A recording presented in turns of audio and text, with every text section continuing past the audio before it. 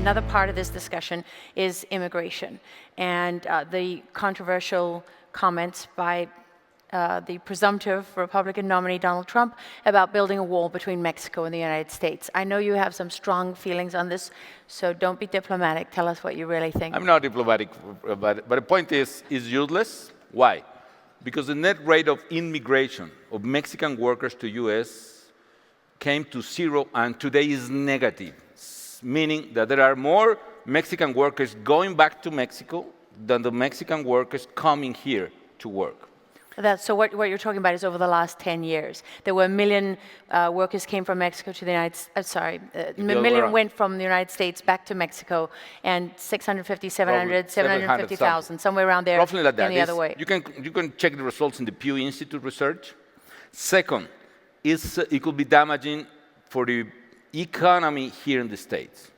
1.1 million American workers depend on the export towards Mexico. Mexico is the second largest buyer of American products. I don't know why, but we love American products. 6 million jobs here in the state depends on the trade with Mexico, directly or indirectly. 6 million jobs, 6 million families.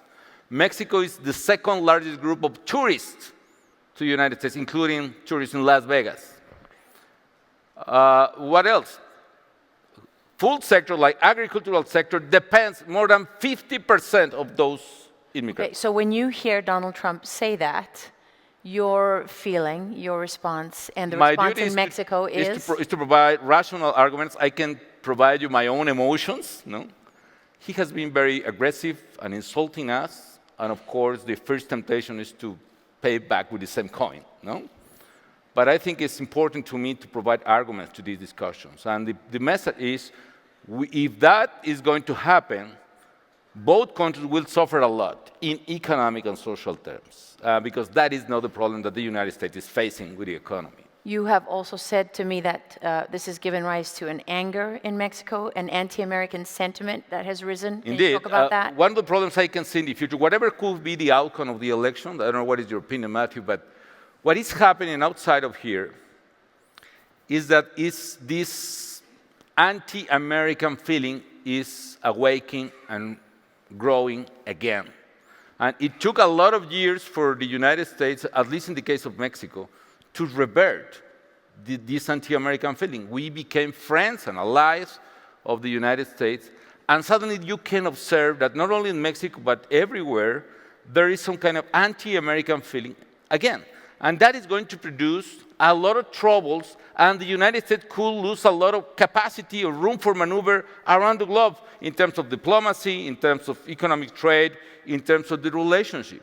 And the worst thing is, probably the United States could lose one of the best political and national security issues ally, which is Mexico. I cooperated with President Bush and President Obama. We seized in Mexico several terrorists, one of them planning to kill the Saudi American ambassador in Washington. We seized them in Mexico. We cooperated fighting organized crime, including cartels. We worked together back to back. If the United States take aggressive measures, of course you have the power, but the big loser is not going to be only Mexico in that sense. I think I recommend the voters in the United States to think twice about the future of both nations. And Mr. President, from you, Americans today need to know Mexico, one of our most important strategic allies. What is your message then to people in this audience? One is, it is good for Mexico and good for the United States to improve the relationship and not to deteriorate the relationship. Beyond drugs and human trafficking, which I reject that, of course, I agree with you, and we need to stop that. There are 1 billion daily in trade between Mexico and the United States. 1 billion, meaning jobs both sides of the border. Second, the main goal for Mexico is to become a rule of law country. This is our first, our second, and our third problem, the lack of rule of law, the lack of enforcement of the law. And the third one, it is quite important to understand that there is a problem, supply and demand. I was talking about supply and demand of drugs. If you have the demand for drugs, there will be traffic. But there is another demand for workers. in the agricultural sector, here in this hotel, everywhere. If that demand is present, there will be a supply.